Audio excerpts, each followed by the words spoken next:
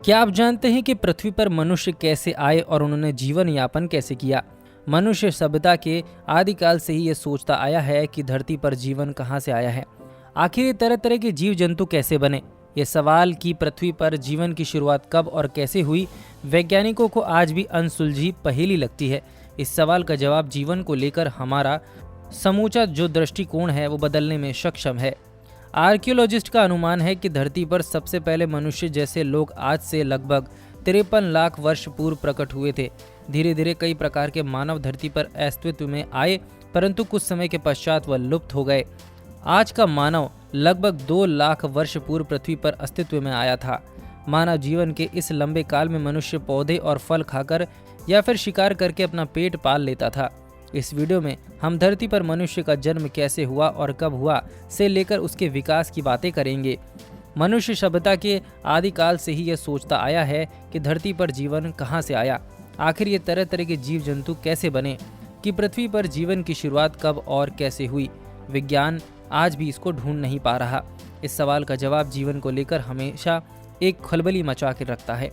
वैज्ञानिकों को कनाडा में पाए गए चट्टानों के माइक्रोफॉसिल अध्ययन से पता चला है कि पृथ्वी पर जीवन की उत्पत्ति इस ग्रह के बनने के महज 3 करोड़ साल बाद ही उत्पत्ति हो चुकी थी। हमें 3 करोड़ साल भले ही बहुत ज़्यादा लग रहे हों, लेकिन जियोलॉजिक टाइम स्केल के पैमाने पर यह पलक झपकने के बराबर है। यह शोध सही साबित होता है तो हम ये कह सकते हैं हमारे जीवाणु सूक्ष्मजीवी पूर्वज 3.75 से लेकर 4.28 अरब साल पहले पृथ्वी पर जीवन की बहार लेकर आए थे। इसकी पुष्टि न सिर्फ एक नए पिरामिड शिल्प का आधार बन सकती है, बल्कि जीवन की उत्पत्ति को लेकर वैज्ञानिकों का सूचना नजरिया भी बदल सकता है। एक थ्योरी यह भी है कि लगभग 6.5 करोड़ साल पहले मैक्सिको में एक उल्का पिंड गिरा था। उसके गिरने से धरती पर जो प्रलय आई थी, उससे जो तबाही हुई थी, उसका एक शिकार डायनासोर भी हो चुके थे। नतीजा यह हुआ कि डायनासोर धरती से लुप्त हो गए। उनके लुप्त होने से धरती पर दबदबा बनने लगा एक नई प्रजाति का। इसी कारण और प्रजातियों को मौका मिला कि वह अपना प्रभाव जमा सकें। यह इसी हादसे के कारण हुआ कि मनुष्यों की पूर्वज प्रजातियों का फल फूल पाई और परिणाम स्वरूप कुछ 6.5 करोड़ साल बाद हम धरती पर एक प्रभुत्व वाली प्रजाति बन चुके थे। यदि 6.5 करोड़ साल पहले वह उल्का पिंड धरती पर गिरा होता तो शायद धरती पर जीवन की कहानी कुछ और ही होती। जीवन की उत्पत्ति के सवाल को लेकर लंबे समय से धर्मचारियों, दार्शनिकों और वैज्ञानिकों की दिलचस्पी हमेशा बनी रही है। इस संदर्भ में प्राचीन विश्व की अनेक सभ्यताओं में अनेक प्रकार के विचार मिलते हैं। अनुमानन सभी धर्मों में थोड़े बहुत फेरबदल के बाद साथ साथ पुष्टि की जाती है कि जीवन कर्ता धर्म ईश्वर को माना जाता है। हिंदू पुराणों के अनुसार घनघोर अंधेरे में ब्रह्मा का जन्म हुआ। जन्म के तुरंत बाद से वह तपस्या करने लग गए। तपस्या की शक्ति से उनके एक एक अंग से एक एक जीव उत्पन्न हुआ।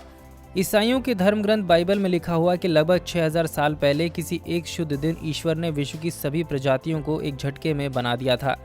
वहीं मुसलमानों का पाक किताब कुरान आयत कहता है कि अल्लाह ने हर जीवित चीज को पानी से बनाया है। खास बात तो यह है कि इन सभी धर्मों की ओर से जीवन की उत्पत्ति के प्रश्न के जितने भी उत्तर मिलते हैं, सभी लगभग एक जैसे ही आते हैं। किसी अनोखे जादू या दिव्य शक्ति से सभी जीव जंतु बन गए हैं। कुछ वैज्ञानिकों का मानना है कि जीवन की शुरुआत मंगल ग्रह पर हुई थी।